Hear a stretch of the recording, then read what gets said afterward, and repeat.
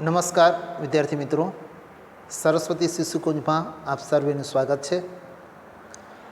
ધોરણ 10 વિષય સંસ્કૃતમાં આજે આપણે પદ્યપાઠ નંબર 3 એના અંતિમ 2 શ્લોકો જે છે એ અંતિમ 2 શ્લોકો મતલબ કે 7મો અને 8મો જે શ્લોક છે એ શ્લોકને આપણે ભણીશું. અગાઉ 5મો અને 6થો શ્લોક અગાઉના વિડીયોમાં આપણે શીખી ગયા છે. એની અંદર એ ઉપદેશ હતો કે તું દુર્જનોનો સંગ છોડી સજ્જન માણસોનો સંગ કર, દિવસ રાત પુણ્ય કાર્ય કર અને હંમેશા હરિના નામનું સ્મરણ કર. આવો એ ઉપદેશ આપણને 6થા શ્લોકની અંદર પ્રાપ્ત થયો છે. હવે આજે 7મો અને 8મો આ 2 શ્લોક આપણે આજે ભણવા જઈ રહ્યા છે. વિશેષ બાબતે આશા રાખું છું તમને સમજ પડતી જશે. 10મું ધોરણ છે એટલે સવિશેષ રીતે સારી એવી તૈયારી થાય એવો પ્રયત્ન હંમેશા તમારા લેવલે રહેવું જોઈએ. રોજે રોજનું જો તમે વાંચન કરવાનું રાખશો તો જ 10મા ધોરણનો આ પરિણામને તમે સારું જાળવી શકશો, લાવી શકશો. એટલે રોજે રોજ તૈયારી કરતા જ રહેજો. જે પણ ડાઉટ હોય, અઘરું લાગતું હોય તો મને સીધો ફોન કરીને પૂછી શકો છો. શક્ય હશે તો હું તમને ફોન પર સમજાવવાનો પ્રયત્ન કરીશ અથવા સ્કૂલમાં બોલાવીને પણ એકાદ દિવસ તમને સ્કૂલમાં બોલાવીને પણ સમજાવવાનો પ્રયત્ન કરીશ. એટલે એવું કંઈ ડાઉટ હોય તો એ મને જણાવતા રહેશો. ઓકે, આજે આપણે 7મો અને 8મો જે શ્લોક છે એ જ ભણીએ. પ્રવિચાર્યો ઉત્તરમ દેયમ સહસા ન વધે ક્વચિત શત્રોરપી ગૃહાઃ ગ્રાહ્યા દુષાત તાજ્યા ગુરોર અપી. અહીંયા કહ્યું છે પ્રવિચાર્ય ઉત્તરમ દેયમ સહસા ન વધે ક્વચિત શત્રુરપી ગૃહાઃ ગ્રાહ્યા દુષા ત્યાજ્ય ગુરુરપી તેયમ સનાતનમ બ્રહ્મમ હેયમ દુઃખમ અનાગતમ કાયિકમ સુખમ આદેયમ વિધેયમ જન સેવન. આ 2 શ્લોકો આજે આપણે ભણવાના છે. હવે અત્યારે મતલબ કે આ શ્લોકનું અન્વય જે છે આ અન્વયને ખાસ કરીને આપણે સમજવાનો પ્રયત્ન કરવો. 7મા શ્લોકનો અન્વય અહીંયા આ રીતે આપવામાં આવેલો છે કે પ્રવિચાર્ય ઉત્તરમ દેયમ. પિતાશ્રી પોતાના પુત્રને ઉપદેશ આપી રહ્યા છે કે તારે યોગ્ય વિચારીને જ ઉત્તર આપવો જોઈએ. પ્રવિચાર્ય યોગ્ય વિચારીને જ ઉત્તર આપવો. ભગવાને સરસ મજાની આપણને જીભ આપી છે, સરસ મજાની વાણી આપી છે, પણ એનો આપણે વિવેકપૂર્વક ઉપયોગ કરવો. પરમાત્માની જે દેન આપણા માટે છે ને એ બહુ અમૂલ્ય છે. હાથ છે, પગ છે, આંખો છે, જીભ છે, આ બધાનો યોગ્ય ઉપયોગ થવો જોઈએ. અને એમાંય ખાસ કરીને આપણી જીભ, આપણી જે વાણી છે એના ઉપર ખાસ કરીને આપણો કંટ્રોલ હોવો એ જરૂરી છે. આપણે જ્યારે પણ બોલીએ તો યોગ્ય વિચાર કર્યા બાદ બોલવું. મનમાં જે આવ્યું એવું જ હંમેશા બોલી ન જવું. ક્યારેક આવું જો બોલાઈ જાય છે ત્યારે આપણી પછી પાછળથી પસ્તાવાનો વાળો આવે છે કે આ વ્યક્તિને મારાથી આવું બોલાઈ ગયું. એટલે આવું પાછળથી આપણે પસ્તાવું ન પડે એ માટે અહીંયા ઉપદેશ આપ્યો છે કે પહેલાંથી યોગ્ય વિચાર કરીને જ બોલવું. ક્વચિત સહસા ન વધે, ક્વચિત એને કે ક્યારેય પણ, સહસા એને કે અચાનક, એકાએક અર્થાત વિચાર્યા વગરનું, ન વધે હે ન બોલવું, ક્યારે એકાએક અચાનક વિચાર્યા વગર આપણે ક્યારેય બોલવું નહીં. કંઈ પણ આપણે બોલીએ છીએ તો એ બોલતા પહેલાં ખાસ કરીને આપણે વિચારવું જોઈએ કે મારા બોલવાથી સામેવાળી વ્યક્તિમાં કેવી પ્રતિક્રિયા હશે. હું જે વાણી બોલું છું આ વાણીનો સામેવાળી વ્યક્તિ ઉપર શી અસર થશે. આ બંને પાસા વિચારીને આપણે આપણી વાણીનો પ્રયોગ કરવો જોઈએ. આપણે વાણી આપણે ઉચ્ચારવી જોઈએ. એ ઉપદેશ અહીંયા પ્રથમ લાઈનમાં આપવામાં આવ્યો છે. ફરી એકવાર, યોગ્ય વિચારીને બોલવું, ઉત્તર આપવું, ક્યારેય અચાનક એકાએક બોલવું જોઈએ નહીં.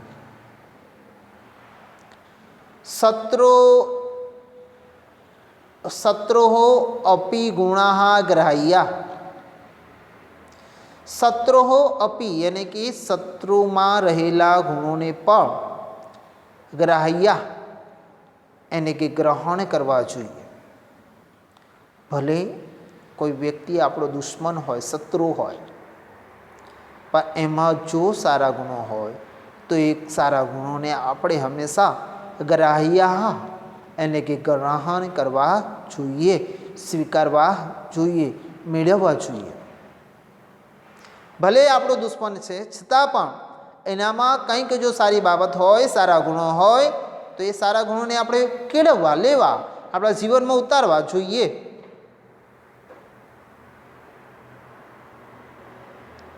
રામાયણની વાત કરીએ તો ભગવાન રામના બાણથી જ્યારે રાવણ મૃત્યુશૈયા પર પડેલો છે ત્યારે ભગવાન રામ લક્ષ્મણને કહેવા લાગ્યા કે હે લક્ષ્મણ, જો તારે શ્રેષ્ઠ રાજા બનવું હોય, મહાતપસ્વી બનવું હોય તો રાવણ છે એ રાવણના મસ્તક આગળ જઈને, ચરણોમાં જઈને તો એની પાસેથી આ શ્રેષ્ઠ જ્ઞાન પ્રાપ્ત કરી શકે એમ છે. લક્ષ્મણે વિચાર કર્યો, આ રાવણ અમારો દુશ્મન છે, ભગવાન રામનો અને મારું પણ, તો એ રામ એમનામાંથી ગુણો લેવાનું શા માટે કહે છે? ત્યારે ભગવાન રામે કહેલું, ભલે આપણું દુશ્મન છે પણ બેટા એનામાં સારા ગુણો છે, સારી રાજનીતિકના ગુણો છે, તો એ ગુણોને ચોક્કસપણે તારે કેળવવા જોઈએ, શીખવા જોઈએ. તો ભગવાન રામે ત્યાં લક્ષ્મણે આ રીતે જણાવ્યું હતું અને લક્ષ્મણે પછી એ રાવણ પાસેથી કેટલા ગુણો પ્રાપ્ત કર્યા હતા. એટલે ભલે આપણો દુશ્મન હોય પણ જો એનામાં ગુણ સારા હોય તો સારા ગુણને આપણે ચોક્કસપણે કેળવવા જોઈએ, લેવા જોઈએ, ગ્રહણ કરવા જોઈએ. ક્યારેક એવું પણ બની શકે ગુરુર અપી દોષાહાદ રાજ્ય, અને ગુરુમાં રહેલા દોષાહા એને કે અવગુણોનો ત્યાજ્યાહા એને ત્યાગ કરવો જોઈએ.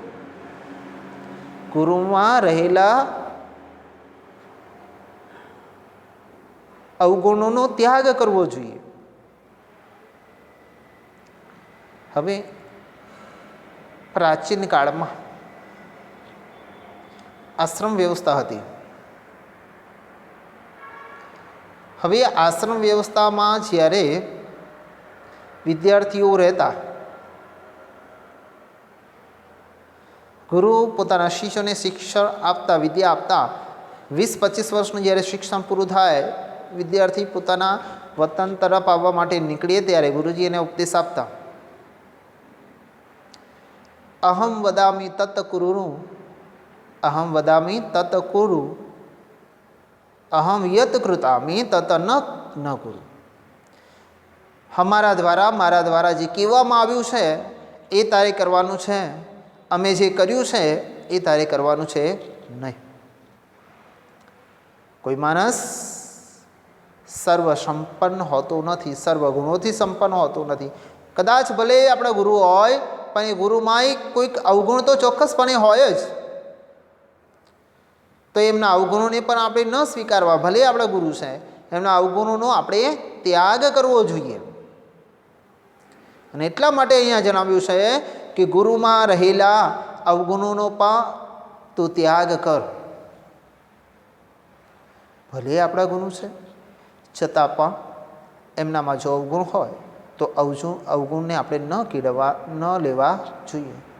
સાક્ષાત ગુરુ પણ આપણને એ જ ઉપદેશ આપતા હોય છે, અમારા દ્વારા તમને જે કહેવામાં આવ્યું છે એનું તમારે પાલન કરવાનું છે. અમારા દ્વારા જે કરવામાં આવ્યું છે ને એનું ક્યારે તમારે પાલન કરવાનું નથી. આમ ગુરુ પણ પોતાના શિષ્યને આ રીતે ઘણીવાર ઉપદેશ આપતા હોય છે. એમ અહીંયા એ બાબત બતાવી છે, ગુણો એ સર્વ સંપન્ન ક્યારેક ના પણ હોઈ શકે, ક્યારેક હોય પણ ખરા. બિલકુલ બધા ગુરુઓ સર્વ સંપન્ન નથી હોતા, એવું નથી. એમ કેટલા ગુરુઓ સર્વ સંપન્ન હોય પણ આપણે ઉપદેશ મળે છે એમનામાં કંઈક અવગુણ હોય છે તો અવગુણને આપણે ક્યારેય કેળવવા નહીં. એનો હંમેશા આપણે ત્યાગ કરવો જોઈએ. બરાબર ને? શ્લોક બહુ સહેલો છે, આશા રાખું છું કે સમજ પડી જશે. બરાબર ને? ઓકે. અને નીચે શબ્દાર્થ આપેલા છે બેટા, હે ને? શબ્દાર્થ નીચે અનુવાદ આપેલો છે, અનુવાદ એકવાર જોઈએ.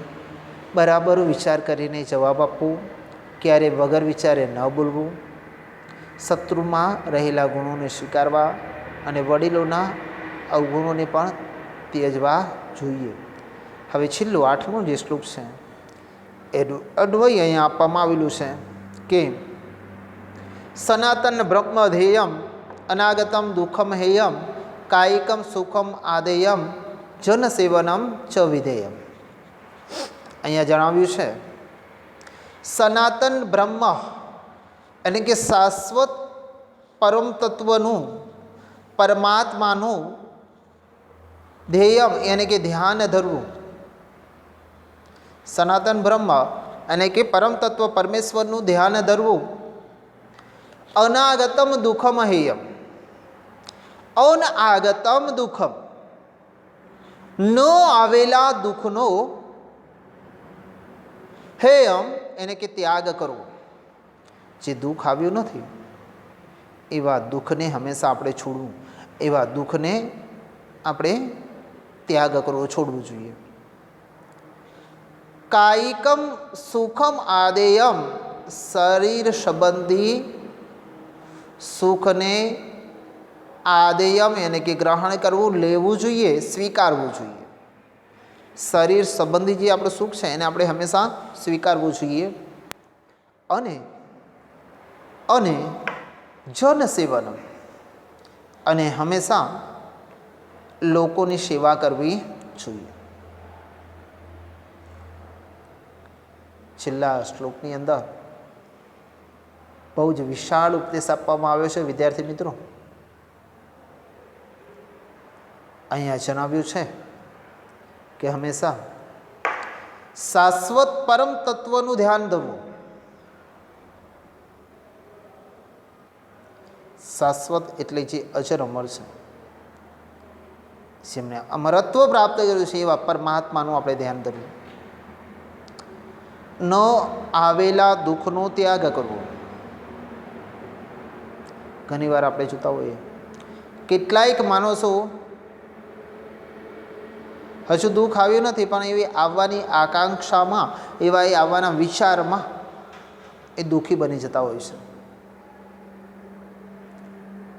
10માનું કે 12માનું રિઝલ્ટ આવવાની તૈયારી હોય,